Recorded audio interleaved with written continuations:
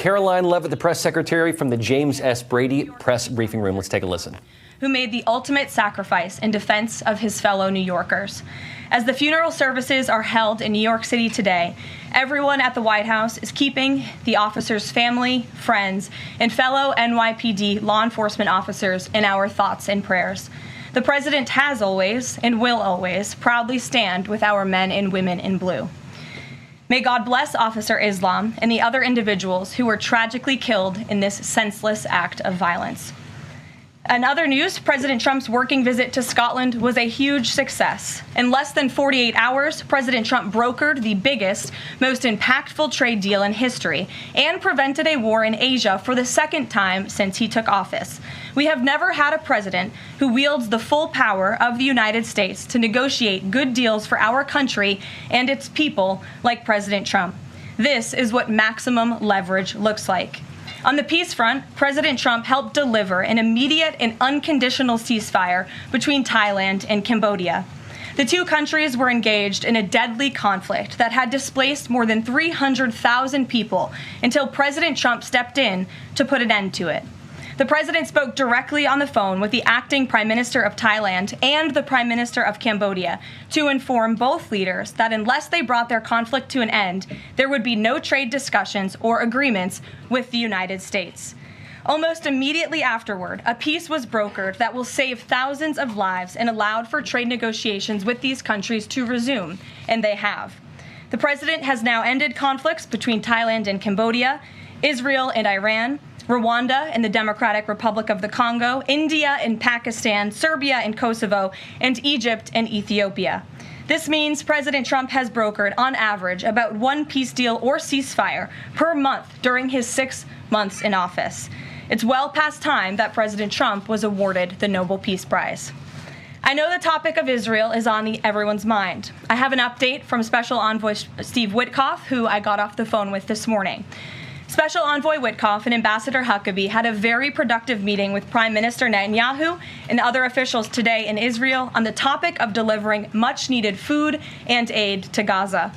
President Trump is a humanitarian with a big heart, and that's why he sent Special Envoy Witkoff to the region in an effort to save lives and end this crisis. Tomorrow, Special Envoy Witkoff and Ambassador Huckabee will be traveling into Gaza to inspect the current distribution sites and secure a plan to deliver more food and meet with local Gazans to hear firsthand about this dire situation on the ground. The special envoy and the ambassador will brief the president immediately after their visit to approve a final plan for food and aid distribution into the region. And we will provide more details for all of you once that plan is approved and agreed on by the President of the United States. On the trade front, the president secured a historic trade agreement with the European Union that puts America first and fundamentally strengthens the economic relationship between the two largest economies in the world. This deal delivers on two of President Trump's core promises on trade, supercharging America's manufacturing capacity and opening up foreign market access to American businesses. The deal guarantees that American businesses will have unprecedented levels of access to the European Union markets to export our American-made goods. Also, as part of this agreement, the EU will purchase $750 billion in U.S. energy to strengthen our energy dominance, reduce European reliance on adversarial sources, and narrow our trade deficit with the EU. The EU will also make new investments of $60 billion in the United States, in addition to the more than $100 billion the EU companies already invest in the U.S. every year. All of these massive purchases and investments will happen by the end of 2028. What we are watching is President Trump rebuilding the greatest economy in the history of the world and simultaneously proving the so-called economic experts wrong at every turn. Media pundits said a trade deal with the EU this monumental and beneficial to America would be impossible, but President Trump made it happen. The so-called economic experts repeatedly said that the American economy would be in a recession this summer. Well, summer is here. It's almost over, and that recession does not exist. Yesterday, in fact, real GDP growth in the second quarter increased at a 3.0% annual rate, significantly above expectations. President Trump's America First policies are driving economic growth, as he always said they would. And this growth is being driven by the private sector, not the government. Federal government spending fell for a second straight quarter, while real business fixed investment rose by nearly 2% following its first quarter surge. President Trump is right-sizing government spending, reversing the damage done by the Biden administration, and allowing the private sector to flourish. The same so-called experts claimed that President Trump's tariffs would spike inflation and hurt American consumers. But consumer spending growth just accelerated, and inflation remains right on track. For the past 5 straight months, core inflation has come in below market expectation and remains in line with the Fed's 2% inflation target. Meanwhile, customs and tariff revenues have already totaled more than $150 billion since President Trump took office, leading to the first June budget surplus in nearly a decade. Those revenues will skyrocket even further starting tomorrow when new reciprocal tariff rates take effect. President Trump is restoring America's economic sovereignty by reducing our reliance on foreign countries, boosting investment in the U.S. to the tune of trillions of dollars, and creating hundreds of thousands of high-paying jobs for the American people. With America finally put first on trade and the largest middle-class tax cuts in history and other pro-growth provisions of the One Big Beautiful Bill beginning to take effect, the American economy will boom like never before over the course of the next 3.5 years, thanks to the president's vision. Finally, as you all know, the president signed an executive order earlier this year to solve the problem of exorbitant pharmaceutical pricing. According to recent data, the prices that Americans have been paying for brand name drugs are more than 3 times the price other similarly developed nations pay. The president is determined to solve this problem and took further action today. He has signed 17 letters to pharmaceutical companies' CEOs, and I would like to read you one of these letters to the CEO of Eli Lilly. All of these letters will be provided to you following this briefing. This is to the CEO of Eli Lilly from the President of the United States. On May 12, 2025, I signed an executive order delivering most favored nation prescription drug pricing to American patients to stop global freeloading and guarantee that Americans pay the same prices enjoyed by other developed nations. Right now, brand name drugs in the United States are up to 3 times higher on average than anywhere else for the identical medicines. This unacceptable burden on hardworking American families ends with my administration. Most proposals the Trump administration has received to resolve this critical issue promised more of the same, shifting blame and requesting policy changes that would result in billions of dollars in handouts to industry. Moving forward, the only thing I will accept from drug manufacturers is a commitment that provides American families immediate relief from the vastly inflated drug prices and an end to the free ride of American innovation by European and other developed nations. Accordingly, I'm calling on Eli Lilly and Company and every manufacturer doing business in our great country to take the following actions within the next 60 days. Extend the most favored nation pricing to Medicaid, guarantee most favored nation pricing for newly launched drugs, return increased revenues abroad to American patients and taxpayers, provide for direct purchasing at most favored nation pricing. The President's team, including Secretary Kennedy and Administrator Oz, stand ready to implement these terms. The President expects to further engage with them immediately in good faith to deliver relief for American families. Make no mistake, a collaborative effort towards achieving global pricing parity would be the most effective path for companies, the government, and American patients. But if you refuse to step up, we will deploy every tool in our arsenal to protect American families from continued abusive drug pricing practices. Americans are demanding lower drug prices, and they need them today. Other nations have been freeloading on U.S. innovation for far too long, and it is time they pay their fair share. I look forward to your binding commitments to each of these goals by September 29th, 2025, and my team stands ready to assist with implementation questions. Thank you for your immediate attention to this vital real national priority. Signed, President Donald J. Trump. Again, to the CEO of Eli Lilly, this letter in its form has been designed for each of the 17 major drug and pharmaceutical companies in the United States, and we're happy to provide you the full list. And I believe you will see all 17 letters popping on Truth Social very shortly, so you can look out for those, and I'm happy to take any further questions. Before we get to questions, I do have one other announcement. We are proud to announce that the construction of the new White House ballroom will begin. For 150 years, presidents, administrations, and White House staff have longed for a large event space on the White House complex that can hold substantially more guests than currently allowed.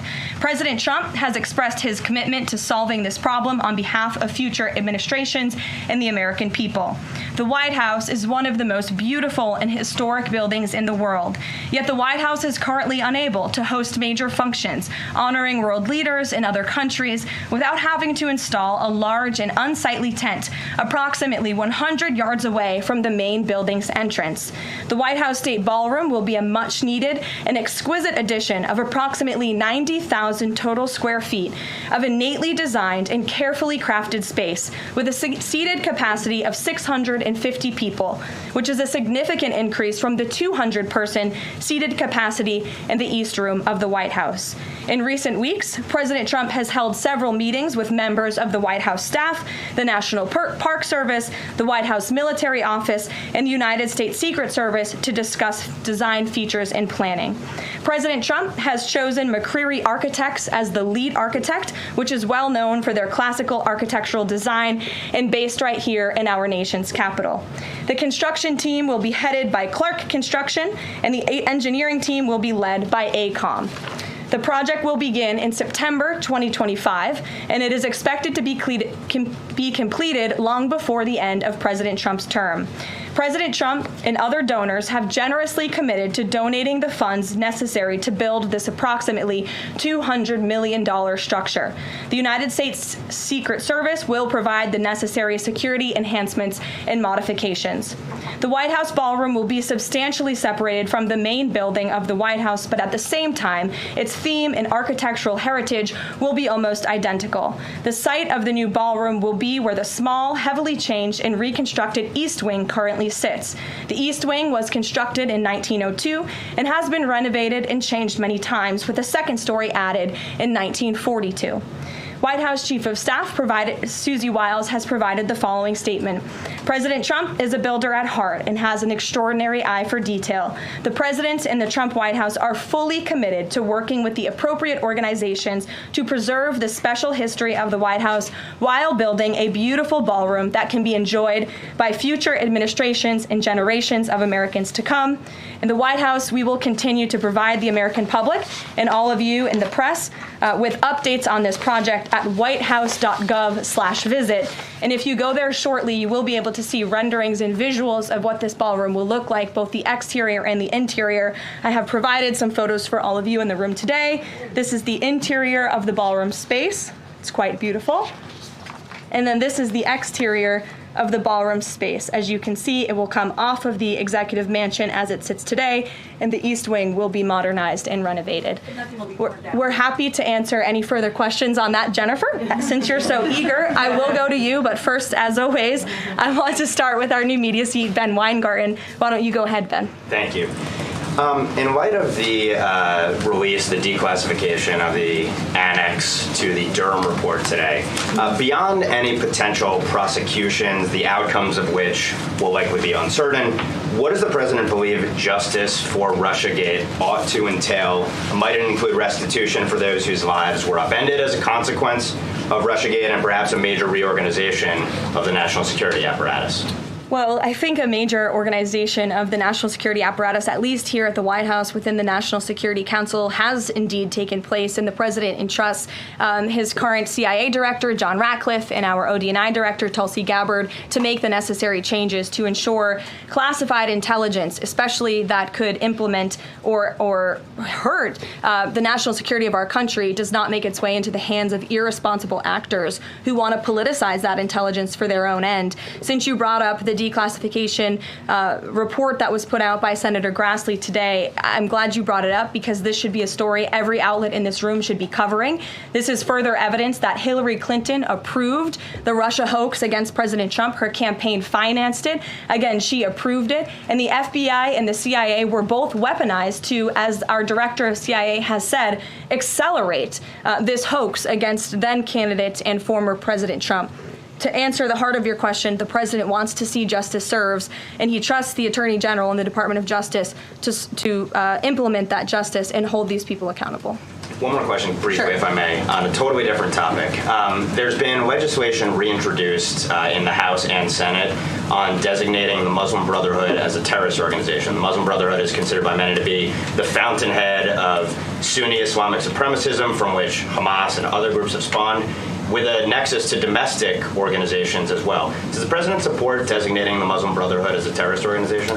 Frankly, I'm not sure because I haven't talked to him, and I would never want to get ahead of the National Security Council on specific designations. It sounds like something this administration would support, but we can get a firm answer for you. How's that? Thank you. Thanks for being here. Jennifer, go ahead. Eager beaver today. How much of the East Wing will be torn down? The entire East Wing or just parts of it? So the East Wing is going to be modernized. The necessary construction will take place. And for those who are housed in the East Wing, including the Office of the First Lady, the White House Military Office, the White House Visitors Offices, those offices will be temporarily relocated while the East Wing is being modernized.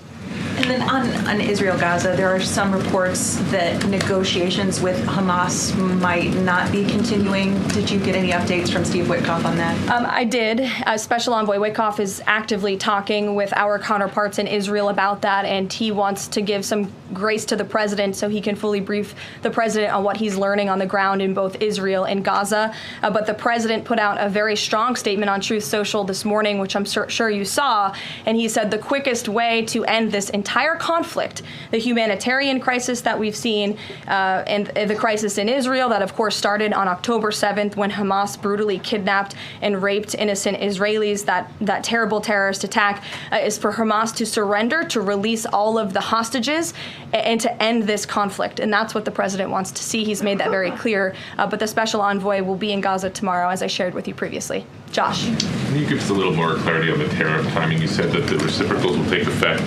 tomorrow. Yes. Does that include the new auto rates, for instance, on Japan, Korea, the EU? Is this all coming effective tomorrow? So some of the countries you just mentioned, Japan, South Korea, they have bespoke trade deals that the president cut, which, just to backtrack for a second, Josh, we promised that the president would negotiate with countries all around the world to cut tailor-made trade deals depending on those countries' challenges, how badly they've ripped off the United States of America and our manufacturing industry and our workforce in the past. And he has done that. Of our 18 major trading partners, 2/3 of those trading partners have a deal. We've sent out 17 letters to countries around the world. And the rest of those countries that either do not have a deal or have a letter, they will be hearing from this administration by the midnight deadline tonight. So yes, tomorrow, August 1st, the reciprocal rates will be going into effect. If more deals are cut between now and midnight, I will never count out the president. You've seen him do it before. He cut 3 deals in one day very recently. So we'll see what happens. I do know foreign leaders are ringing his phone, realizing this deadline is a real thing for them tomorrow, and they're bringing offers to the table. And we were reporting that the president plans to meet David Solomon of Goldman Sachs today. Can you say what they'll discuss, if anything, in that meeting? I won't discuss the president's private meetings from this podium, and it hasn't taken place yet unless he gives me liberty to do so. And finally, have you talked with the president about his position on the stock trading ban bill before Congress? He obviously had pretty loaded comments about Senator Hawley. There's some reporting that they've since spoken. What is his position on the current status of that bill? The president has spoken to Senator Hawley, who called him, and the president took that call.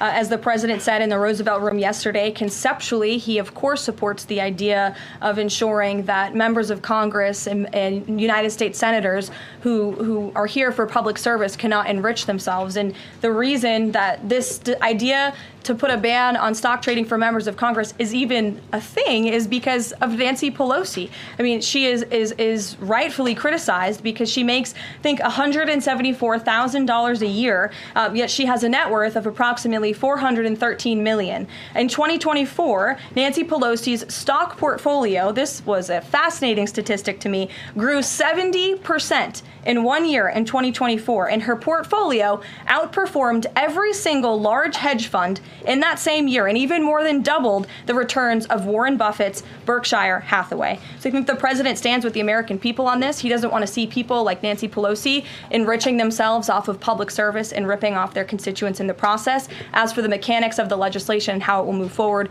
the White House continues to be in discussions with our friends on Capitol Hill. Emily, in a new seat today. Thanks, Caroline. I wanted to ask about this report that the president wants to host a G20 meeting at Trump Durrell. How is he going to do that, considering all the preparations that have been going on in South Africa? And also, would that be seen as his businesses possibly profiting from hosting this kind of meeting? I would reject that premise entirely. We have announcements and details forthcoming on the G20, but my understanding is no firm announcement is ready to be made at this time. I did see the report, but we're not in a place to confirm it just yet. Michelle? Just on the tariffs, what are the logistics for imposing those? Does the president have to sign an executive order tonight? What's the timing on that? Yes, and he will be signing an executive order at some point this afternoon or later this evening. And as always, we'll keep you posted when that happens, and it will be released from our office. And there's some of these countries that have they all had contact with U.S. officials, or are there some countries that are going to get letters that have had no opportunity to negotiate with the United States? Well, there's a lot of countries that I know have reached out. I believe it's upwards of 200 countries around the world have reached out to the trade and tariff team. Of course, as I said previously, and the president said, we're going to prioritize our key trading partners, which we have done. Like I said, of the 18, 2/3 of those we have cut these tailor-made deals with. But I do know that the trade team has been working around the clock to try to be in correspondence with as many countries as possible. But if they haven't heard from us yet, they will in the form of a letter or an executive order by midnight tonight. We'll go to the back. Sure, go ahead. In the back left. Thank you. Amanda, yes. Thank you very much. I have a ask about the U.S. Amanda, you can go. U.S. and South Korea tariff negotiations. At the tariff negotiation between South Korea and the United States concluded yesterday. President Trump stated on his SNS, Truth Social, that he would announce the specific details of the investment in the United States at the South Korea-United States summit in 2 weeks.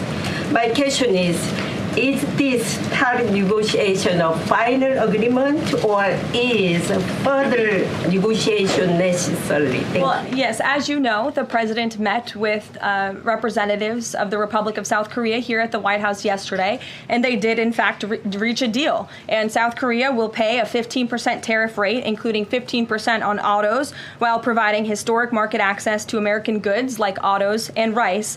Korea will purchase $100 billion in American energy by 2028. And the centerpiece of this deal is that South Korea has agreed to invest $350 billion at the president's direction to revitalize American industry. 90% of those profits will go to the United States government to help pay down our debt and for other matters at the president's choosing. So it was a very successful meeting yesterday. When is set up the further U.S.-South Korea summit day? I'll get you something on that. I don't have it at my fingertips. Okay, Amanda. Thank you, Caroline. There are a number of congressional Republicans who have raised the alarm about the fact that roughly 80% of pharmaceuticals are either manufactured or their precursors are manufactured in either China or India. There are some pieces of legislation, some recommendations, which include either onshoring, nearshoring, or friendshoring, those components of that. Do you know if the president intends to throw the weight of the executive behind that?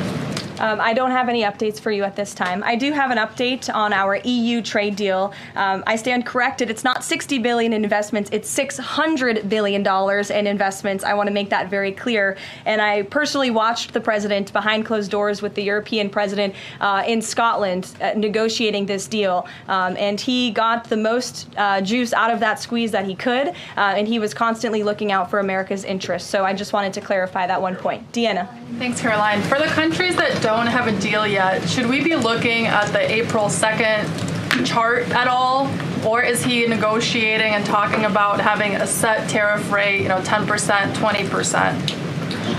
Those discussions are taking place with the trade team today, and again, we'll provide further guidance with that executive order once it is signed, and the answer to that question will be in that executive order. Is he looking to provide any more extensions today after his phone call with Mexico? Is there any other conversations like that? I do know that other foreign leaders around the world have reached out, and if the president decides to share the conclusions of those calls with all of you, he will do so himself. But I do want to reiterate what the president said about Mexico. Mexico is still paying tariffs. They're paying a 25% tariff on fentanyl, 25% tariff on cars, a 50% tariff on steel, aluminum, and copper. And additionally, Mexico has agreed to immediately terminate its non-tariff trade barriers, of which there are many. And as the president said, we will continue to talk to Mexico over the next 90 days with the goal of signing a larger trade deal. The key to this, again, is Mexico has agreed to terminate those non-tariff barriers and to continue to work with us in good faith. Mexico is a very unique situation of all the other countries around the world because, of course, we share our southern border with Mexico, which we've seen an increase in cooperation between Mexico's President Claudia Sheinbaum and our administration on clamping down on drug trafficking and human trafficking at the southern border. We appreciate those efforts and will continue to work in good faith and to continue to have these trade discussions as well. Joey. Yeah, thanks, Caroline. Just clarifying on the previous question. President Trump has indicated he's been looking at either 15% or 20% baseline universal tariff. Has he landed on one of those yet? I won't get ahead of the president on that baseline announcement. And then secondly, what did Treasury Secretary Bassett mean yesterday when he called the new Trump accounts for newborns a, quote, backdoor to privatizing Social Security? Does the administration view this new Trump accounts as a way to, in the long term, perhaps privatize Social Security? What the Secretary of Treasury was saying and what this administration believes is that these Trump newborn accounts, which is an incredibly creative and great provision that was in the One Big Beautiful Bill for newborn babies and families and future generations of Americans, will help supplement, not substitute, Social Security. The Trump administration is wholeheartedly committed to protecting Social Security. The president did it in his first term. He's doing it again in this term. But these newborn accounts are another revenue stream for young people to watch their money grow throughout their lives and to one day be able to access those funds so they can hopefully build a home and live the American dream. Jake. Just one follow-up on tariffs and then one not. Is the president at all considering extending the August 12th China deadline at all? Is that in consideration?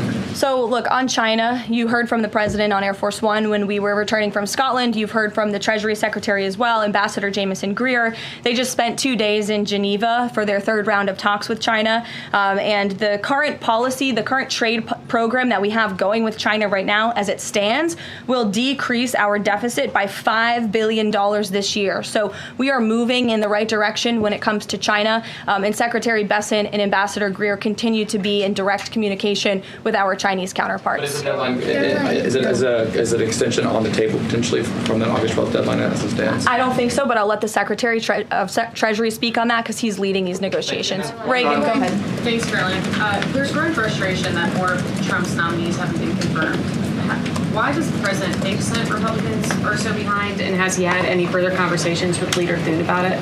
The president has had many conversations with his friends in the United States Senate about advancing his nominees, his judicial nominees through this process. It is critical that we get these good attorneys in these positions so that we can end the weaponization of justice, so we can have true law and order in our country. It's unfortunate the Democrats are playing political games, but the president has made it clear to Senate Republicans they need to do everything in their power to advance the president's nominees as well.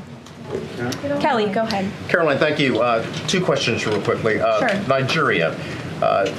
Congressman Chris Smith, Republican from New Jersey, is calling upon the President of the United States to do something in terms of imposing perhaps sanctions on Nigeria for the persecution of Christians living in the northern part of Nigeria by radical Islamic groups. Has he contacted the President yet? And do you know if there's any action that the President will take? I'm not tracking a call between the president and the head of Nigeria. I know the president wholeheartedly condemns the persecution of Christians or, frankly, of people of any faith all over the world, but I don't have any updates for you in terms of sanctions in this part of the world. My second question, Caroline, deals with immigration here in America. As you know, a lot of deportation has been going on. ICE has been going after violent criminals that are here illegally, and rightly so. In the midst of that, there are some evangelical pastors who are stating that it may have gone to a point of being indiscriminate and actually getting innocent people, like members of the clergy. Has the president and has ICE looked at that to see how they can actually go after those violent criminals, but also make sure that members of the clergy are still not being deported? Well, look, the administration has always maintained the position that anyone who illegally crosses our nation's borders is subject to deportation. That's just the law of the land, and we must be a nation that enforces our laws. But the priority from ICE, of course, is to deport, detain, arrest, and remove violent illegal aliens and criminals from our country. And they have been doing that at the rate of thousands of illegal violent criminals every single week, especially in Democrat-run sanctuary cities where these illegal violent criminals have been given a safe haven and have essentially been immune from our nation's laws under the previous administration. That's not happening anymore because of this president and Secretary Noem in the Department of Homeland Security. And we are going to be a nation of laws. And as we've said repeatedly, if you came here illegally, you are subject to deportation. But the priority are those public safety threats that we must remove from our communities. Thank you so much, Caroline. Two questions. So what Hamas hardens its position and Israel provides aid? Do you have any new information on the hostages that need aid too? And second question, we heard President Trump criticize President Macron and Prime Minister Starmer for their statement about recognizing a Palestinian state. What is the president's position on recognizing a Palestinian state? And will he recognize Israeli sovereignty in Judea and Samaria?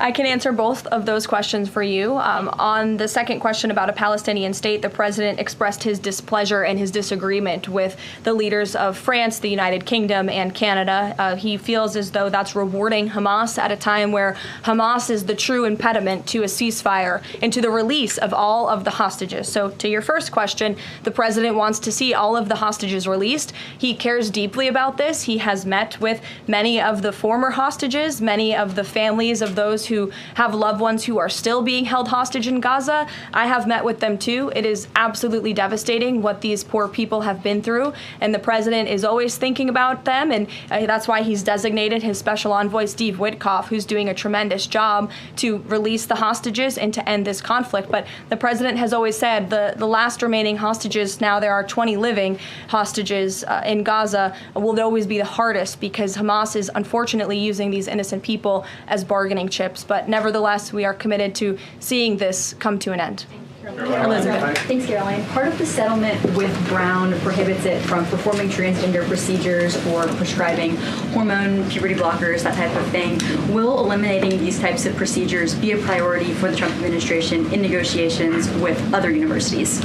I can tell you that ending the chemical castration of children in our country is a priority of this administration. We've talked to many of these universities about it, but the president has also taken very strong action to cut off the funding for any medical institution in this country that provides those barbaric procedures. The Brown University agreement, since you brought it up, is yet another win to root out anti-Semitic behavior on our nation's college campuses and unlawful racial discrimination. Brown has agreed to no longer allow unlawful racial discrimination in admissions or university programming. They have agreed to provide access to all relevant data and information to rigorously assess compliance with its commitment to merit-based admissions, and they will pay $50 million over 10 years to state workforce development organizations that comply with anti-discrimination laws, supporting regional economic growth and career opportunities. Brown will also adopt the definitions of male and female from President Trump's executive order, defending women and gender ideology extremism for women's sports, programming, facilities, and housing. Brown will no longer perform gender gender reassignment surgeries on minors or prescribe them puberty blockers or cross-sex hormones. And Brown will take steps to improve the campus climate for Jewish students and combat anti-Semitism on their campus. This is yet another huge win for American students and for those who love our country and want to abide by our country's laws. On the topic of defending women from gender ideology extremism and helping women's sports, the president will be signing an executive order at 4 o'clock today with some very famous professional athletes whom I'm sure you all know. And that executive order will be focused on strengthening athletics in our country and making America healthy again. And we are going to re-implement the presidential fitness test in America's schools, which is, I think, something all Americans can get behind. So you'll hear from the president in 2 hours, and we will see you all there. Thank you.